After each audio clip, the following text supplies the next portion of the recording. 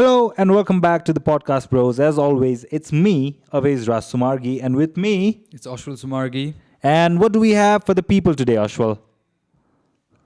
Like as usual, we have come up with another interesting topic, and this is another one that's one to watch. Yeah, this is a juicy one, huh? Yes, and this is a one to watch, and it will hopefully, and I think it will catch a lot of attention in the future, in the near future, and it's already starting to catch some heat. Yeah. So it concerns satellite internet. It is satellite internet. Yeah. So yeah, One of the biggest thing coming out of the 21st century for the time being, right? yeah. So this is a huge thing, and I think people all around the world will start to hear so much more about this, right? As we go on, like you just mentioned, right? Yeah. So I think it's gonna be a fun one.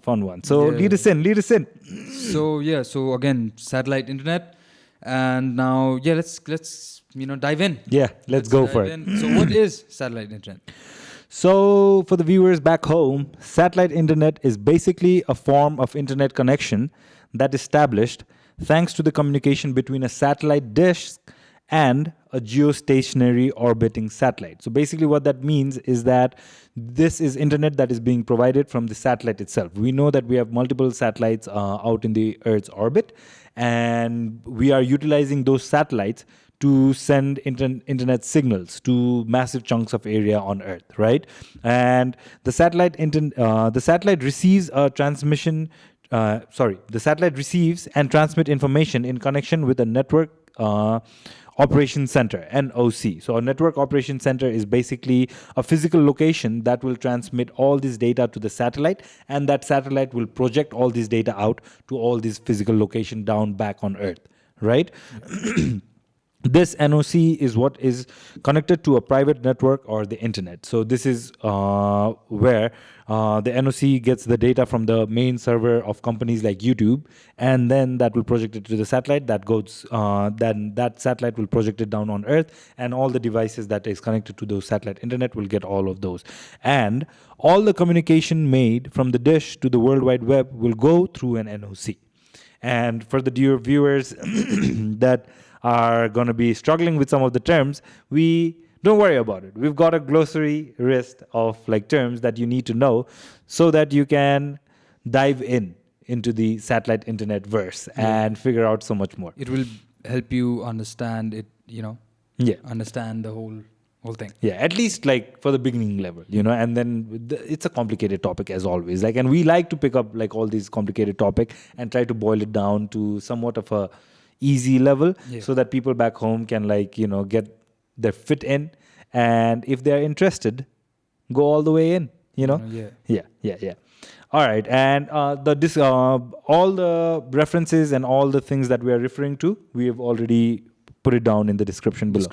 Right? So if any questions or anything, or if you want to go through these articles or all of these things on your own, feel free to go through the description and all that. So, as we said, it's a complicated topic, right? So there are some terms that our viewers will need to know. One of the important terms. I think, let's kick it off with geostationary orbit. By the way, we're having a laugh about this, because it was such a tough one, but I hope you guys can follow through. A geostationary orbit, also referred to as a geosynchronous equatorial orbit, is a circular orbit. Yes, I said the word orbit multiple times, but it's a circular orbit of the Earth, and the satellite will stick to one physical location on Earth. It will focus on one location, and it will stick to that location and turn with the Earth, right? And the satellites that we are referring to now are mostly satellites that are 35,786 kilometers above the Earth's surface, right? Such a specific number, you might say. Yes, that is exactly the number where the satellite needs to be so that it can rotate with the rotation of the Earth. And satellites basically are just falling objects, but the gravity of the Earth is pulling them, so they need to be in that specific location so that they can fall continuously and not fall off away from the Earth's gravitational pull, right? So this will be these satellites, the satellites with geostationary orbit will be exactly above the Earth's equator, and then it'll follow the Earth's rotation. Which is anti-clockwise, by the way. Yeah. And the next term, ISP. I was messing this up. I was saying IPS Yeah, all the IPS time. officer. Yeah. But ISP, right? Internet service provider. So what are internet service provider? And people will have connection to these people for sure. So internet service provider for people in Nepal, it'll be Whirlink. For people in India, I think it'll be Reliance Jio Fiber, Airtel Extreme Fiber, and all that. For people in America, it will be AT&T. For T-Mobile. yeah, T-Mobile and all that. For people in UK, it should be Sky and all these others. For people in Australia and all that, Telstra and Optus and all these other providers, right? So Yeah. basically companies that provide internet. Yeah. So, yeah. And then the next thing that the people will need to know is network operations center, right? I think I've gone into it a little bit in the start of the description of satellite internet, but network operations center are basically the centralized location where computer, telecommunications, or satellite network systems are monitored and managed 24/7, right? And those geostationary satellites will get signals from these NOCs and they will transfer it to other people, right? The other word that is quite famous, and I think people might have heard it, Yeah. but latency, right? It is how we check network performance, right? The round trip it might take for the data to travel from an NOC to a satellite, then to the nearest receiving center, right? Or like the modem or dish, whatever is available. So latency basically means the time it takes for the data, the ones and zeros, because most of the internet is binary, so it's ones and zeros. So it will take from the NOC, the time it takes from the NOC to reach the satellite, and from the satellite to reach back down to the earth on the dish from where internet is provided. And yeah, so generally for most of the things or most of the companies we'll cover, the latency rate is around 600 milliseconds. That is 0.6 seconds, and that's pretty quick. Yeah. It's less than a second. So most of the people might not even realize it, But yeah, so that's latency. And then the final thing, and we have referred to this again, satellite dish. A satellite dish is a plate shaped with an antenna that sends a receiving signal from receive signals from the satellite, right? I think a lot of people must have come across dish back home as well, right? Like those mostly used for TVs back in the day. Dish homes and up in the roof. You see everywhere, basically satellite so dish. those are basically it. So now if you know these terms, I think you should be able to follow through the whole topic pretty easily. So Ashwal, lead us in. So now, we're good to go. And so let's, we would like to give you a brief on the history of satellites. So take us way back. Yeah. So, so satellite internet, basically, it's a satellite that's providing the internet. So we have to kick things off with the history of the satellites. So, the first satellite was launched. Can you guess by which country? I would like to think it would be Russia. It is Soviet Union in the peak of the Cold War. So it was launched by Soviet Union in 1957, and the name was Sputnik 1. So immediately after, I think a year later, USA again, Cold War, and they launched another one. They launched their first satellite, and it's the Explorer 1. Wait, when was Sputnik launched? 1957. 57. Yes. Okay. 4 years after Stalin died, by the way. Yeah, okay. Interesting piece of fact. Yeah. So after the first satellite was launched, that was basically the door opened, to a whole lot of activities that can be achieved by satellites. So the first satellite to successfully reach geostationary orbit was the CENTCOM-3, built by Hughes Aircraft for NASA and launched on August 19, 1963. So a satellite to be geostationary, to have a geostationary orbit was a big deal. So, and then that enabled, the satellite having a geostationary orbit enabled itself to be utilized for various purposes like television delivery and military applications, or, even telecommunication purposes. Yeah. And for the viewers back home, they might think, why did it take so long to get a geostationary orbit, right? And I explained earlier that satellite is a constant falling thing that at that specific height, it constantly falls, but the gravity of the Earth catches it and it's constantly falling, right, with the rotation of the Earth. So to find out that exact number, there were multiple, like it was a trial and error process. Yeah. So that's why it took them a little bit of a while to understand where exactly they can like fit a satellite and it should be geostationary. So yeah, that's why it was a huge thing, and height of Cold War. So first step, it's like playing chess. Yeah. So step one, Sputnik, Russia, and then step two, immediately after USA. USA, yeah. So that happened, and then with the invention, this is down some years, and now internet and World Wide Web is invented. So now this geostationary orbit. Berners-Lee. Yeah, Berners-Lee. Tim Berners-Lee. For the We've people, already yeah. covered yeah, yeah. So For people that like are kind of lost, the Tim Berners-Lee was the founder of the modern internet. yeah, World Wide Yeah, Web. and we have covered this in our previous metaverse video. Metaverse, So if you guys are into it, maybe check that out as well. Yeah. So now these geostationary orbiting satellites have already been put to work in certain fields like telecommunication, television, and all that. So now with the invention of internet and World Wide Web, so it seemed possible that these satellites could be used for providing internet as well. So that is where these things came into play. So yeah, so the first players in the game, the internet satellite internet providing game, were. So yeah, let me read this. So among prominent aspirants in the early stage satellite internet sector was Teledesic, an ambitious and ultimately failed project funded in part by Microsoft, which ended up costing more than $9 billion at that time. Oh, This was, wow.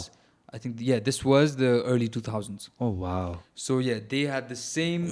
They were planning. They had plans to do the same thing that many of these satellite internet providers, the companies, are doing right now. So what they had planned to do was, send multiple satellites in the low Earth orbit, and which is lower than the 35,000 something kilometers. So and they had plans to provide fast internet for cheap price. So that was basically the plan and what they are doing right now. I just wanted to put in a fun fact, right? Starlink, that it's another space satellite, satellite internet thing that's done by Elon Musk's company, Starlink, right? So they project that for them to provide internet for the whole world, it'll take them 10,000 satellites, right? Okay, that's like, it's a big number, but the cost for putting all those 10,000 satellites, $10 billion. $10 billion. So thinking back to this, the Microsoft project, Teledesic, right? 9 billion spent then. Yeah. So exactly. And Right? that is why, and for multiple reasons, the project failed, and that was a big project in that field. So eventually the project was abandoned in 2003, and after Teledesic's failure, and also with the bankruptcy of two satellite companies, satellite providing companies, namely Iridium Communications and Global Star. So this was a big, a dead end, sort of a dead end for the marketplace. It dampened the marketplace enthusiasm for satellite providers. So this was basically a halt. So this was, so all the effort and all the progress that they've made, it had failed. But, the first internet-ready satellite for consumers was launched in September 2003. So after, again, I mentioned, after the failure of Teledesic, this was, somewhat like a dead end, and, it did not progress after. Yeah, it put a dark light on the whole industry of satellite internet, huh? Until much later in 2014, many companies started, showing interest in this again, to be able to, provide internet from space. So many companies such as SpaceX, OneWeb, and Amazon were just a few, who were in the race, and they plan to launch many, more than 1,000 satellites to provide cheap internet, and they also had plans to, put internet in the low Earth orbit. So, sorry to interrupt, by the way, but you know what this tells me? Yeah. So just thinking about it, right? I haven't done a deep research on why Teledesic failed, but it tells me, and we have covered a similar kind of concept before, right? About Apple in a smartphone. idea coming up in the 1980s, late Yeah. 1980s, and being realized in the early 2000s, right? Like 2006, 2005. That's when the proper smartphones started coming into the market, right? In a similar vein, I think that it was only a matter of time, right? Because like from what we've learned, that telecommunication is done mostly from satellites. TVs and movies could be done mostly from satellites, but the main problem became that, like, if the weather was bad, then it was tough. But still, it was done from satellite. So internet could be done from satellite as well. And this idea was crystal clear back early 2000s, Yeah. right? Yeah. But I think like the technology wasn't there in place. Yeah, and Yeah. they were they must have gotten a lot of Yeah, things. and like not cost effective as well. Yeah. So it must have been like insane to fund the whole project. So they must have failed. But then, like by 2014, all these chips must have gotten smaller. All the building all these satellites and all must have gotten like much more convenient. The satellites must have gotten better, the equipments and all that. Yeah. Interesting, And huh? not only, to add up to one of the examples, not only we not only talk about Apple, but we also talk about metaverse, right? Yeah. It looks like metaverse is also not ready Exactly. for right now, and that's why it may have failed. Yeah. So And going back to all the history of metaverse, 1963, Sensorama. Yeah. So like apparently, so it's so interesting to see how the world works. Like people, idea may flourish at a certain time, but it might take ages for it to like bloom. Yeah. So interesting. Also, to add up, the concept actually, of a satellite internet provider, actually you can trace it back to 1920s. Actually, in a novel. Wow. Yeah, I don't have the name of the author, Yeah. but I did read that.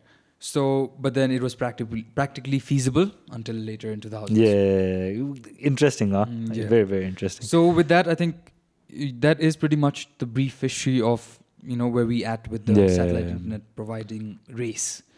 So, But Ashwal, yeah, we are talking about satellite internet and this and that and all, But why satellite internet? I mean, we're good. Most of the people I know, they use Ethernet and all that, or they'll use a normal wire like fiber optic cable for the internet. But why satellite internet? I do not want to use it. Can you convince me otherwise? yeah, I think so. I can. All I would right. like to think so. So basically, the need for space internet. I thought you were going to say need for speed for a second. But go on. Yeah. So basically the need for speed internet. Oh, fast internet. nice. Yeah. nice. Yeah, so you've said basically it seems like we don't have a problem with internet, everything's cool, but that is not the case for everyone. We have certain problems that need to be solved for like people to get internet worldwide. And now internet, I think, has become a basic human need, a fundamental need, to have a broadband service. So global accessibility is one of the big goals that they are trying to achieve here. The space internet is trying to achieve. Many states in the US, the country, which basically is the peak of technological invention, many states in the US even, such as Mississippi, New Mexico, and Arkansas, have a large share of homes without internet use. Yeah. Which is interesting, huh? Yeah. Right?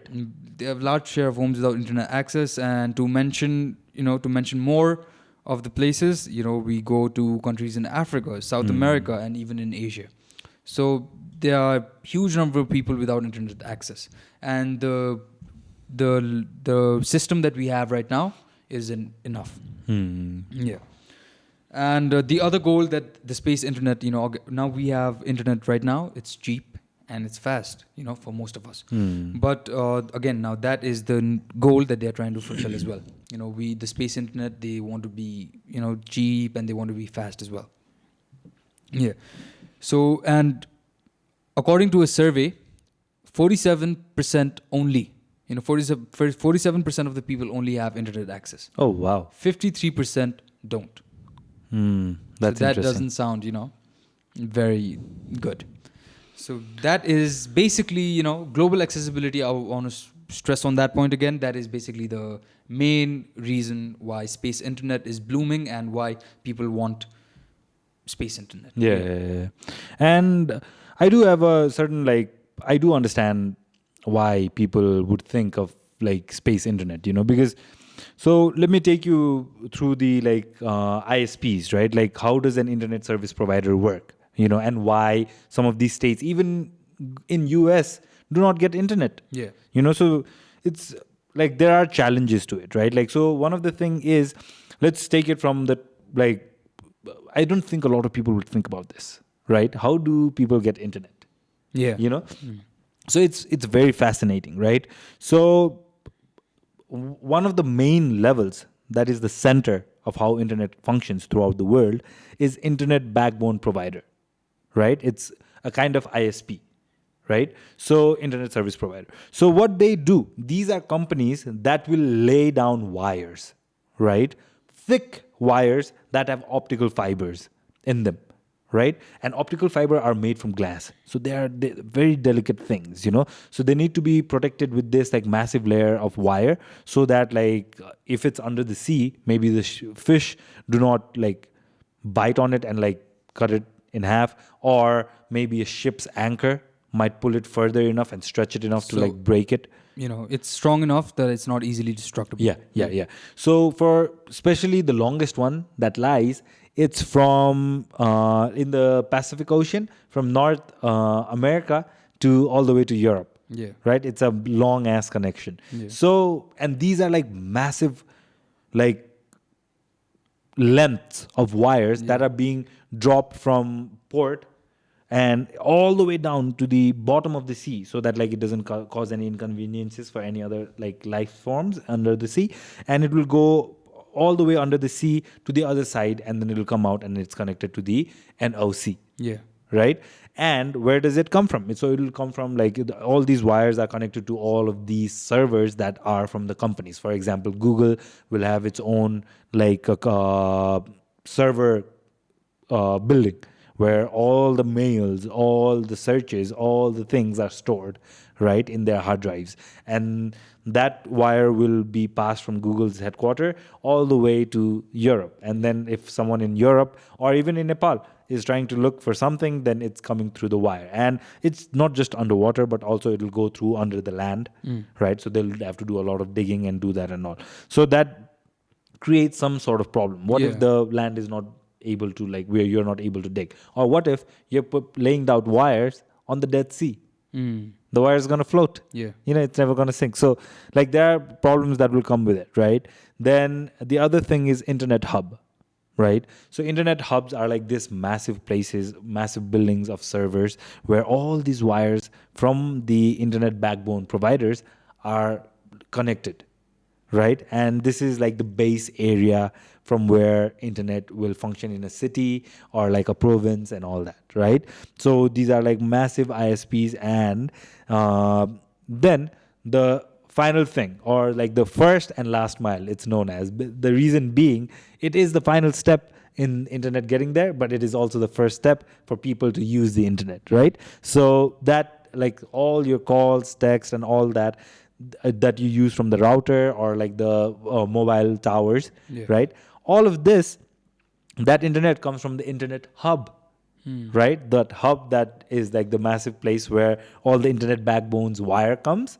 And then from the hub, it is transferred to all these local ISPs, and these ISPs will provide all of this internet to you. And we've mentioned some of the ISPs like AT&T, T-Mobile, WorldLink, and Reliance, and all this, Optus, and all that, right? So so that's basically how an internet service provider comes. So this leads, because you're laying down wires, so this leads to problems that will be so cost ineffective that even in countries like America, companies will be like, oh, but we can do this and build this infrastructure, but it will take this much money and we will not get that many customers. So it doesn't make sense for us to go there.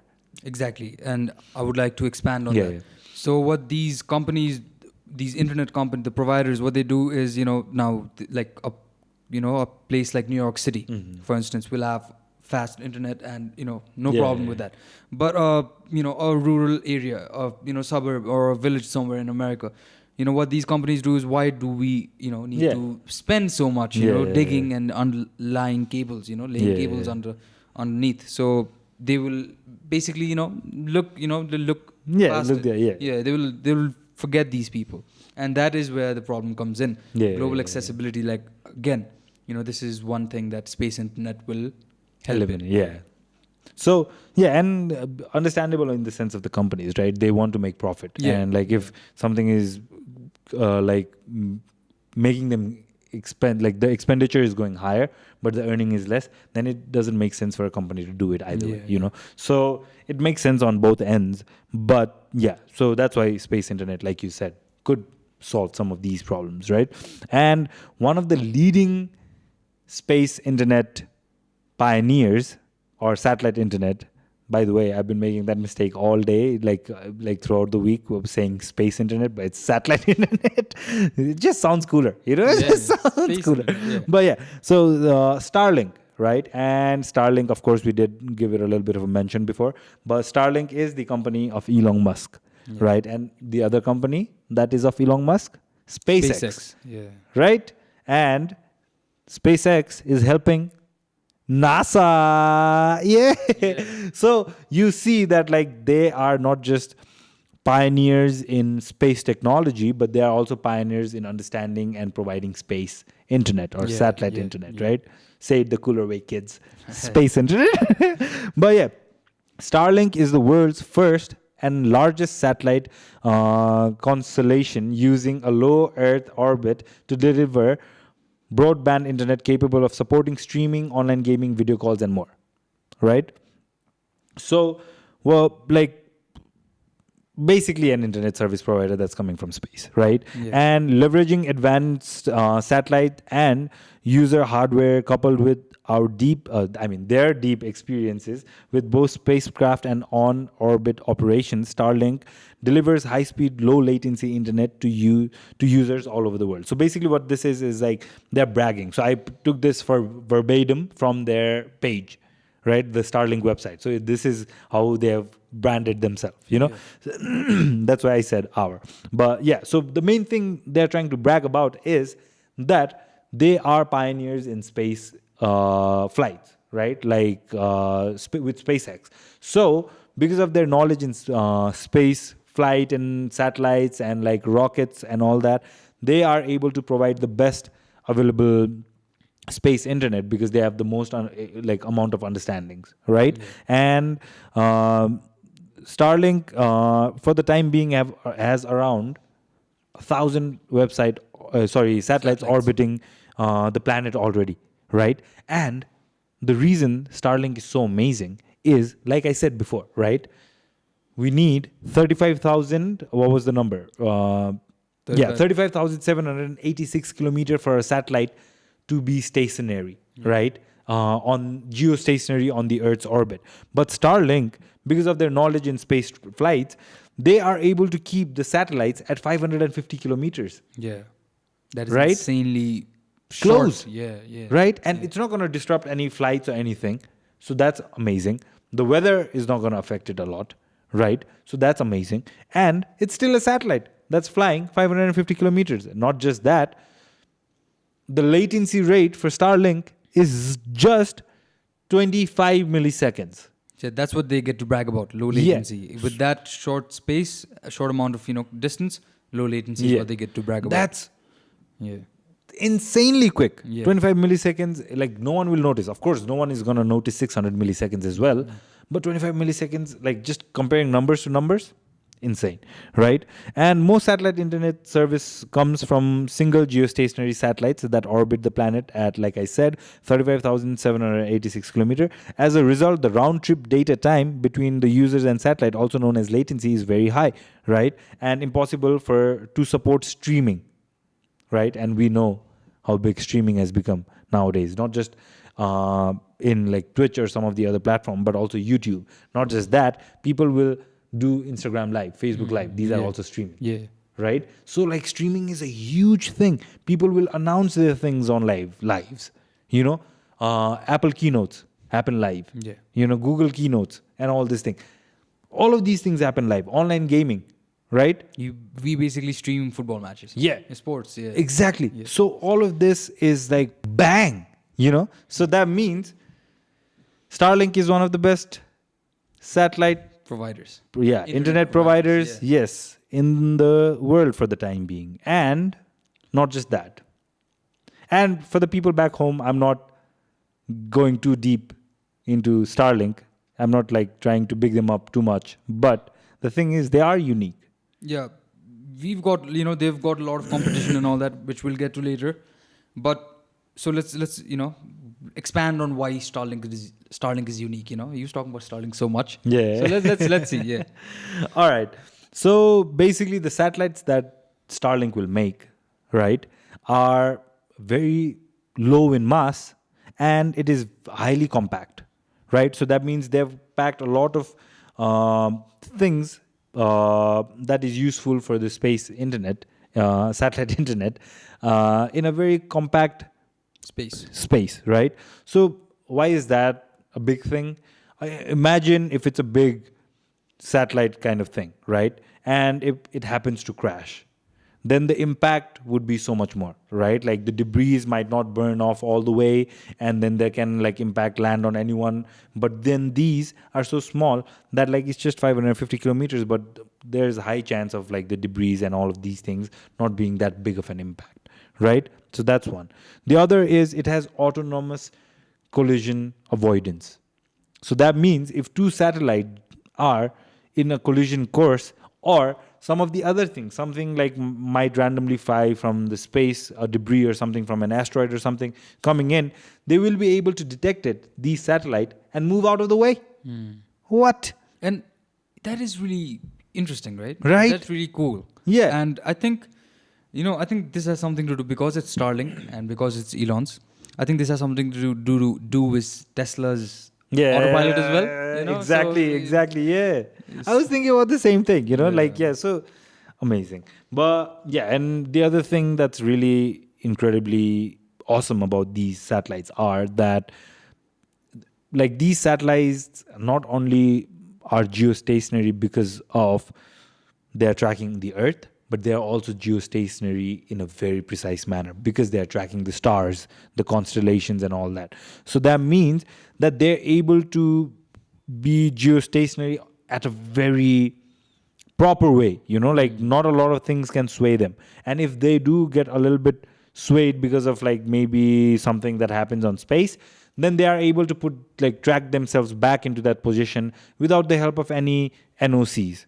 Okay. Right? So that's insane. Precise. Yeah, super precise. And they have ion propulsion system, ion, right? Powered by Krypton, right? This is one of the leading propulsion systems for space flight right now, and Starlink is able to use that to maneuver not just the satellite, but it is also able at the end of the satellite's lifetime to deorbit and come back down to Earth so that it could be recycled. And that also helps with the space debris. Yeah. It does not stay as a waste in space and does not cause any harm. Yeah. And the final thing, the life of a Starlink is very long also because it is powered by solar panels that are like highly effective. And Elon Musk has his own company that does solar panels. Elon Musk has his own company that does space, and Elon Musk has his own company that does internet.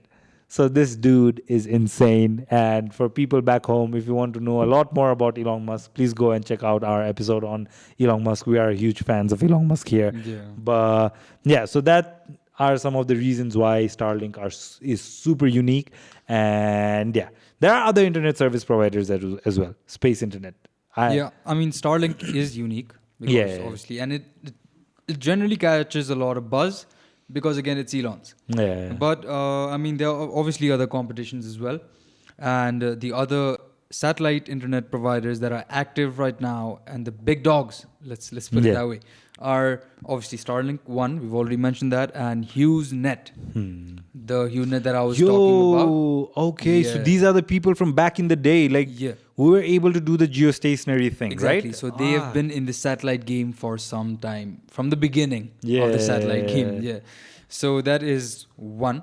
And the other one is Viasat. So this is another one that's active in many parts of the world, I think, but specifically in the US.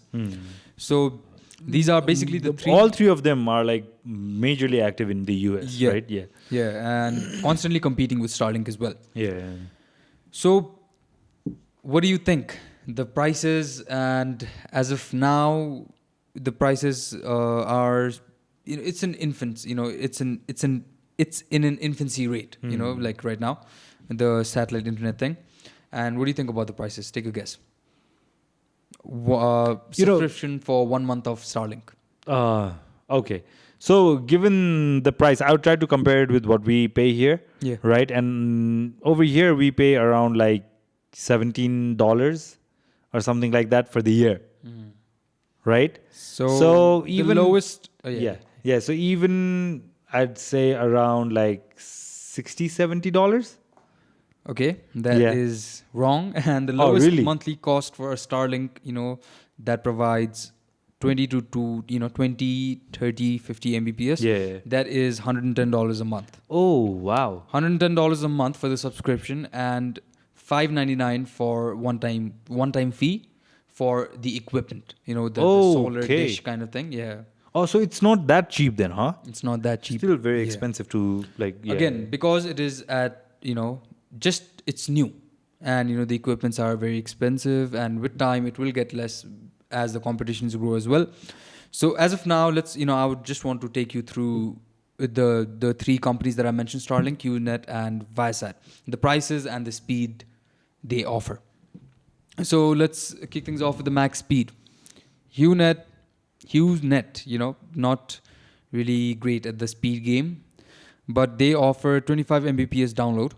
That is the max speed, by the way. 25 Mbps download and 3 Mbps upload. Whereas Starlink, it starts from 20, but it can go up to 250, even 300. Wow.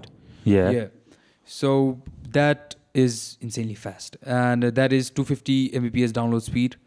And then the upload speed starts from 5 and goes up to 30. Oh, wow. Yeah. Okay. So comparatively to other internets that we get from fiber nets, I don't think it's that fast, but still like incredibly fast compared to UG's-net. Yeah.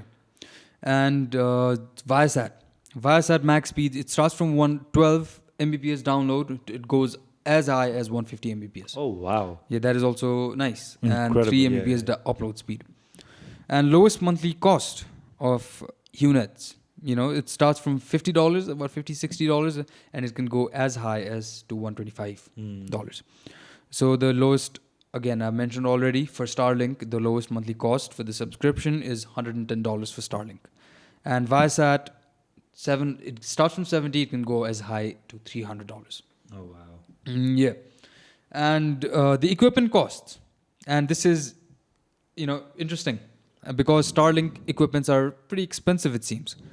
The $599 one-time purchase that comes with this solar panel. Yeah. That is the one-time We'll equipment. have pictures up for references. Yeah. And $110 for the subscription. Whereas, the Viasat and Unet, it only costs about $15 to $200 for the equipment. So I would like to think that like there must be equipments that your Unet and Viasat do make on their own, but there must be third-party companies that are making satellite receivers, right? Like satellite dishes. So maybe that's why it goes as low as $15. Whereas Starlink is like, it's exclusive. Yeah, insane. Yeah, and now you can clearly see Starlink is pretty expensive, but it has its performance as well. The speed can go up to 300 Mbps, and the data allowance, data allowance can also go up to 1 TB for Starlink. Oh, wow. Yeah, whereas Viasat can only provide up to 500 GB, and Unet can provide up to 100 GB only. So it is pretty expensive, but it is, right now, as it seems, it is the best one in the market available. So, okay. So these are like basically for the Americans, right? Yeah, basically Americans, and we mentioned this because this is where it is most active right now. So there are tons of competition, and then, like people are using this and all that. Aside from America, are there like other companies? Yeah, there are. There are a few companies and countries like again rural areas in countries like in countries in Africa. there are many satellite internet providers, again, space internet providers, active right now. And one of them that I came across was Yaklik. So you Queen. click it. Yeah. Yeah, Go on. so again, Yaklik is a technology that provides broadband services to consumers and enterprises in Middle East, Africa, Afghanistan, even in Pakistan. Oh wow. Okay. Yeah, so this is So see, this is what is something that's really incredible about like satellite internet is that they are able to focus on such large masses with a single satellite. Yeah. So that's very interesting as well, man. Yeah, and that is the case if the satellite is 35,000 something kilometers high. But as what Starlink does is it's 550 kilometers, and when the radius shortens. Yeah, the radius shortens, and with that you have to put multiple satellites up. Okay. So Yaklik is pretty active in Africa and Middle Eastern countries, and the other one that's also active in those areas are Hylas 2. So with the launch of a new KA-band service on Hylas 2, TS2 is proud to announce latest technology to consumers in Afghanistan, Iraq, Kuwait, Syria, Armenia, Libya, Kazakhstan, Tunisia, Montenegro, Greece, Italy, Albania, and Malta. So many places have active satellite internet providers right now. And I would also like to mention Starlink on their website have also put Nepal on the wait list. Oh for 2023. So I think we can expect Starlink coming here soon. Imagine the prices. Yeah, that's what, no? So not a lot, just cool 100,000 Nepali rupees to set up Starlink, I think they would definitely have to be a better price rate. No, I think they would come with the same price rate. And it's basically a bragging point. They're not focused on Nepal for the time being. I think they're trying to get internet more to more rural areas that are like really, really struggling, So I think that would be more the case. Oh, and by the way, Starlink is active in Ukraine. Oh, yeah. Right? Yeah. Like Elon Musk took the initiative to provide free internet for the Ukrainian people in those moments of war and civil unrest, So big up Elon. Yeah, again, now this is where, space internet comes into play. There's a war going on right now, physical destruction happening. So this is where our existing system of internet providing fails, with all the destruction going on. It must have damaged. Someone can just cut that wire. Exactly. And then And, cutting off internet access is a huge deal. It basically blacks you out. Yeah. So this is where, and Starlink is active right now, and I think it's been helpful. I heard this case of one of these countries in Africa, I forget the name, but their wire got cut because one of the ship's anchor cut the wire that was laid down on the sea, right? Okay. So that because that was cut, it took 12 days to restore internet. And for 12 days, it was internet blackout. So that was insane. So it is possible, So like space internet could solve all these mysteries. So, okay, do you want to go into some pros and cons of the space internet thing? Yeah, we've covered enough, why and what of the topic. So meat and bones of the topic. Yeah, it's pretty much done. So let's talk about this objectively. Let's talk about the pros and the cons. Why don't you go with the pros? All right. So some of the pros we have already mentioned throughout the videos is it will be available for people that do not, and like you said, right, like 53% of the world do not have the opportunity to use internet. So for those people, these internet, as we move on more, will be cheaper and more readily available for them to use, right? So available for people in rural areas and hard to reach places, right? The other thing is it can reach speeds up to 300 Mbps. So that's pretty decent. Even like a lot of countries that have optical fiber cannot offer that kind of service, right? Yeah.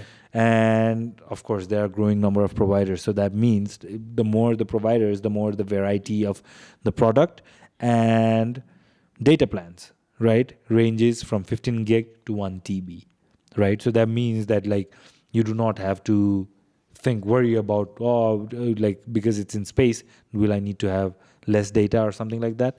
I think if you can give up to 1 TB, nobody can use 1 TB of data in a month. 1 TB is basically for the enterprises, companies, businesses. Yeah. So yeah, those were some of the pros. And why don't you take us through some of the you con man? So the cons, these are some of the cons that are that are in place right now. So these are definitely solvable problems. So the first thing are the data limits. There are some companies that provide up to 1 TB, such as Starlink, but that is not the case for everyone, right? So it ranges from 15 GB to 1 TB, as you said. So that can be pretty low at times, and it is expensive right now. So it's no one can easily afford 1 TB worth of data from the providers. So that is it's not a good thing for everyone. So data limit is one thing. High latency. Again, high latency are there are many companies, like we mentioned, right? These are just a few companies that are providing internet right now. So most of these have high latency because they orbit in high up, about 35,000 kilometers. So with that comes high latency. It takes pretty much long time. And like we said, right, like for streaming, that's a very big problem. So yes. And this is I think the biggest one in the bunch: geographical limitations. I saw some of the reviews while I was doing this research, and the customers were pretty much concerned, if they don't have an open space, 100-degree angle of open sky, clear sky, then Starlink, this is Starlink review I'm talking about. So they, it buffers and it lags, and, it does not, it's basically obstructs everything. So if you have a, tree, or, if it's some canyons and all that.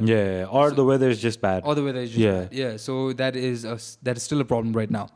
So either you just have to be, put it on top of a skyscraper, or if you just, it's tough to find a clear sky. The other thing is high jitter. High jitter basically means, sometimes the data pack finishes and all that, and for the next pack to arrive, it takes sort of time, and basically concerned with the latency part of it. So these are just some of the cons that can definitely be fixed. I don't know how they'll do the geographical limitations part, but the other ones, like data limits, can definitely be covered, and latency is being fixed by companies like Starlink by putting it in low Earth orbit. So these are just the few cons we have. Okay. So I think we've covered most of everything that like a viewer might need to start their journey on space internet. But any final thoughts then? I mean, we've covered the hows and the whys and the pros and the cons, and we've also gone through the different price ranges and the different things. And we've bigged up Elon. Almost every episode. That man does not disappoint. Oh, where, Ashwa? Okay, go on. I mean, as I heard that Starlink is, has put Nepal in the wait list, I was excited. Like, I'm fine with the existing system, but then that's not the case for everyone, right? And I feel for everyone, and I think that it'll be a good thing. Especially when it comes to, the rural areas getting the same access of internet as the urban people do. Some of my thoughts are like, so we did move away from satellite telecommunication, right? We have moved away from satellite TVs, right? Basically because of the weather conditions and all that, right? And then thinking about these satellites being at like 35,786 kilometers high. So the weather did come into effect, right? And even at 550 kilometers, for most places, there might not be weather problem. But when there is a weather problem, it does affect the thing, right? So this does not seem to be the end-all, be-all solution, right? To providing internet everywhere. But this does seem to be one of those things. And the other thing that really concerned me was, okay, so yes, the competition is increasing, right? So what does that mean? So if there are more people that can provide internet, like satellite internet at 550 kilometers height, will that mean that there will be, and SpaceX, like I said, already plans to go for 10,000 satellites, right? So that means 10,000 of SpaceX alone. And then like maybe some other company that will need another 10,000. And if there are 10 companies, so that's like 100,000 satellites in the space, just 550 kilometers up from us. right? So what would we see in the night sky? Yeah, right? Yeah. Wouldn't that like Yeah. really obstruct the science, the like trying to find out about the sky? And okay, fine, 550 kilometers gone, right? Let's go all the way up. Let's go 35,786 kilometers up, right? So many satellites in the space, and there are already so many up there. Yeah. You know, will that obstruct space flight? Will that obstruct space view? You know, and like, what if there are accidents? What about space debris? Yeah. You know, so these are some of the things that I'm concerned about. And of course, it's a capitalistic world, but these are something I think they need to think about. You know, And another thing, yeah, I mean, definitely valid points that you've raised, but the prices, oh my, right Yeah. now, obviously I have the, give them the benefit of the doubt that, it's just in a infancy rate stage, and as time progresses, the prices will get better. But I cannot help but think how it would work if Starlink is active in Nepal right now, what the prices would be, and how many people would actually try it out. yeah, Or either they'll have to, balance out the prices for the public here, or they'll just have to, march on with the prices they have right now. So how will that be? yeah. And I think like the competition thing Yeah. will like lower down the prices, Yeah. but at what cost, right? So Those yeah. are the things that they need to tackle, right? Yeah, The yeah, traffic, yeah. space traffic. Yeah, space traffic. yeah, Human race evolving, huh? right. That's what I was thinking From as road well. traffic to air traffic and now to Yeah. space traffic. Oh Yeah. my days! Some of the new terms that might come into the future, huh? Yeah. Space. Oh, I had a good one, but I'm not going to say it. Anyways, all right. Any final thoughts then? I mean, excited.